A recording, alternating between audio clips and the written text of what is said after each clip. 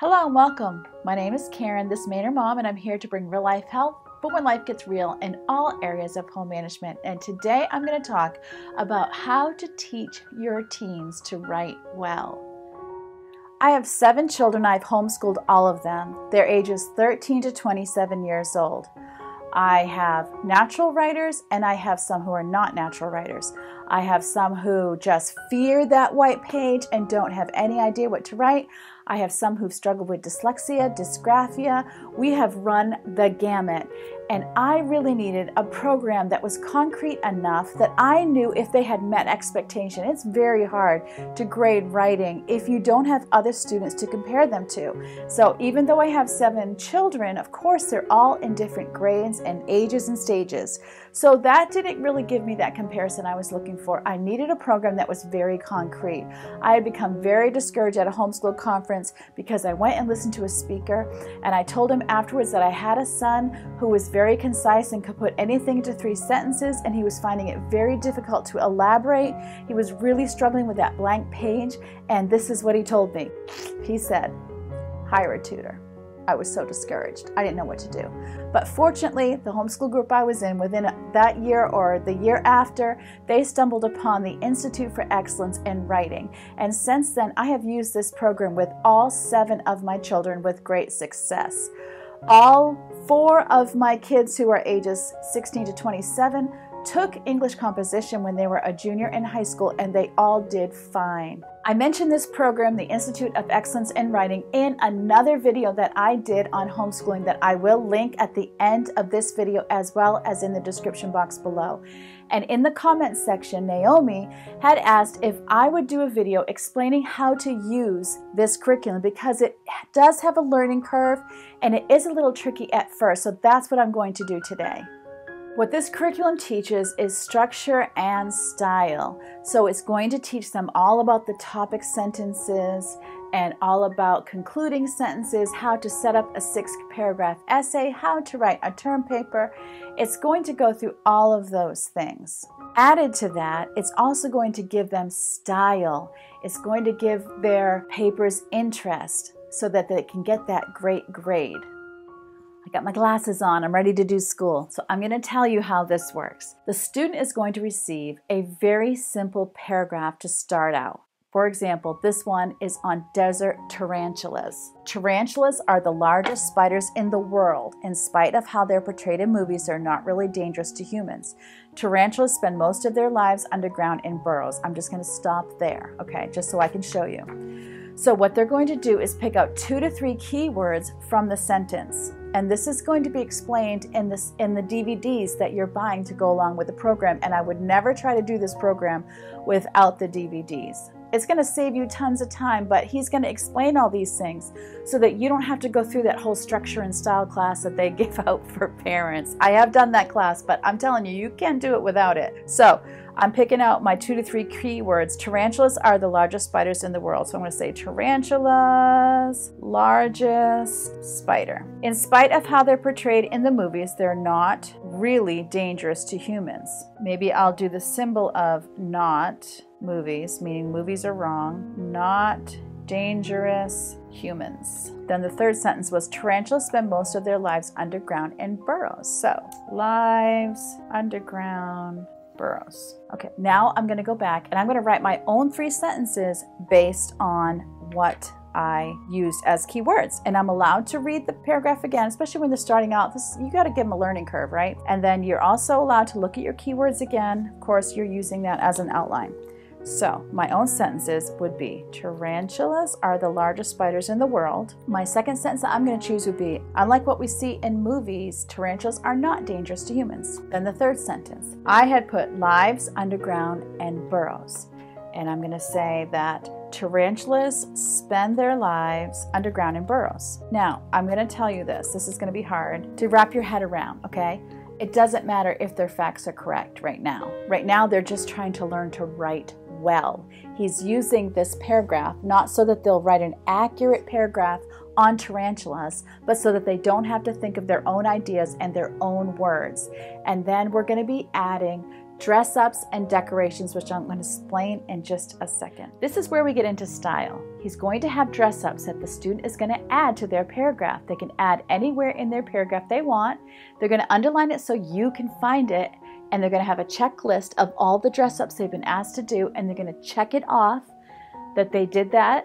Then they're going to underline it so that you can find it, and in the column on the side in their border, it's going to say what dress up it is on the same line. So the first dress up is an ly word. So I'm going to be looking where I can add an ly word. Tarantulas are the largest spiders in the world. Unlike what we see in movies, tarantulas are not dangerous to humans. Tarantulas spend lives in underground burrows.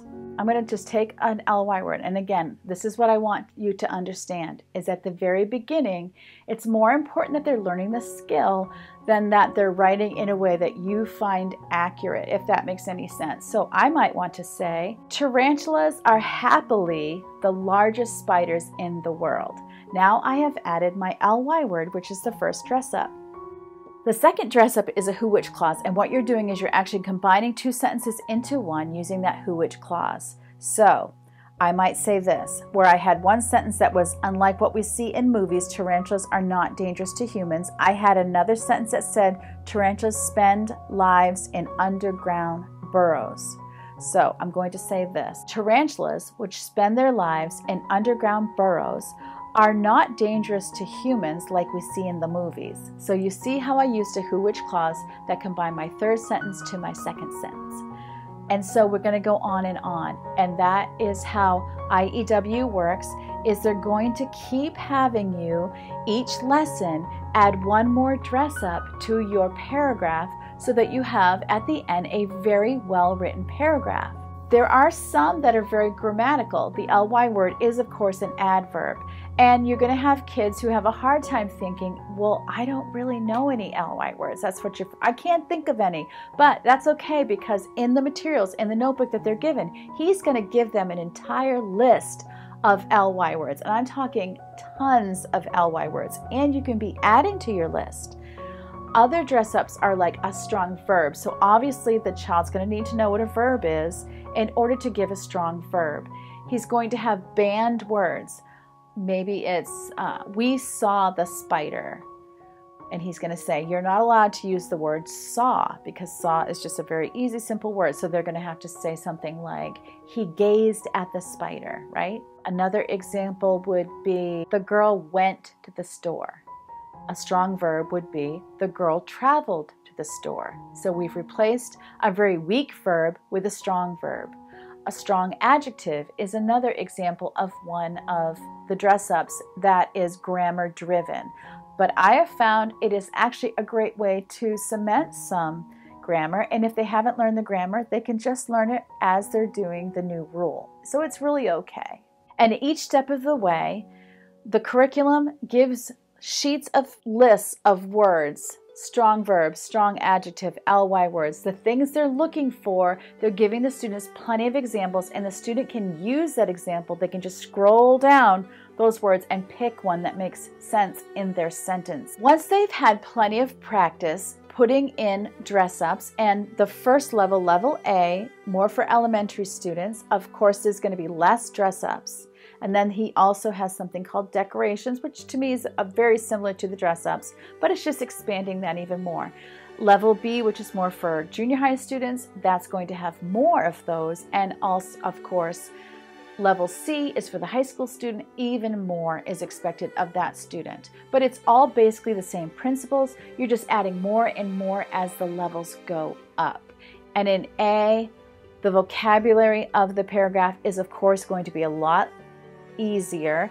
The print is going to be larger, and then as the level goes up from A to B to C, of course, the vocabulary that's used is going to go up, and the print size is going to go down. Once the student has had plenty of practice doing the dress-ups and decorations, and there's even extra paragraphs given for kids that might need more help and more practice, then they're going to graduate to finding out what is a topic sentence and what is a concluding sentence.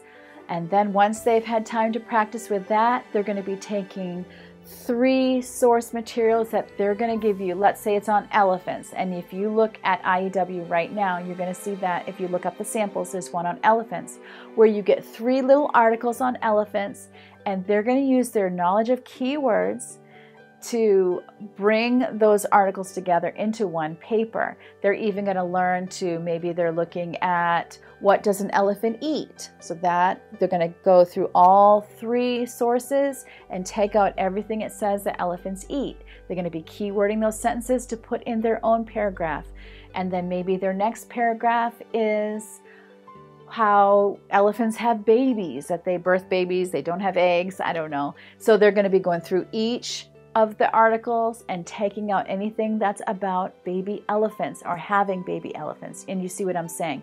Then they're going to learn to make an introductory paragraph and a concluding paragraph to their paper. So by the end of the year, they're writing term papers. They might not be, they're not 10-page term papers, but they're learning the principles of how to write a term paper.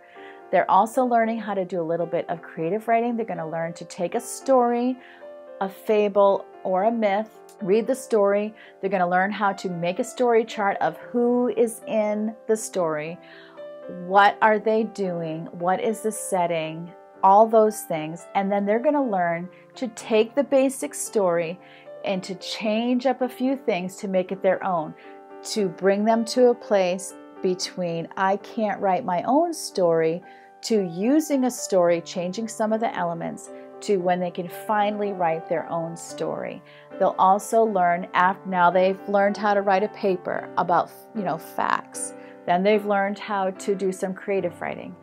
Then they're going to learn how to write from a picture. They'll get to see like a cartoon picture, and they're going to write their own story about what's happening in the picture. So you see how first you're using the words of the original author, then you're going by a picture, and then finally he teaches you to write from a brain inventory where you're completely writing your own thoughts. This is what I love about the program. You have your list of dress-ups, okay? You have your ly word, strong verb, strong adjective, who, which clause. And then they're checking off that they did those. If you assign so many points to each of those things, they either did them or they didn't, and it makes it very easy for you to grade. They're doing it as a rough draft, and then you're going to be correcting it, and then they're going to be rewriting. That's where you're correcting the spelling errors and all those things, but that's not even something to worry about at first. That's something that comes. It's really about getting them writing and having those concrete dress-ups in there. And that follows the program all the way through.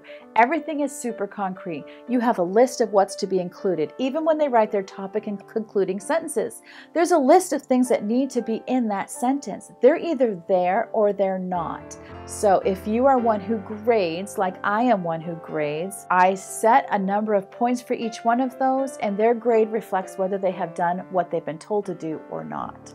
And so it makes it super easy for the student. They're not having to come up with their own ideas, especially at the beginning. They're told exactly what to put in there. They're given word lists so that they have words to take from that would make sense in their sentence. All along the way, everything is very concrete for them, and it's very concrete for you. Now that I have told you a bit about the program and why I love it so much and why it is so concrete, I want to give you a little story. One of my kids, who shall remain nameless because I have people that watch here that know my kids, so I'm going to keep it anonymous, took a writing class with someone that I knew or know who is an English teacher. It was a great opportunity. So at first, he got his first writing assignment, 6-paragraph essay. He had been totally taught how to do that. I said to him, are you going to use your dress-ups and decorations that you learned in IEW? And he was like, no, I really don't want to do it. So I was like, okay, I'm just stepping back here. So he's going through the class, and I decided that when he got to his last essay, I was going to make him use what he had learned in IEW.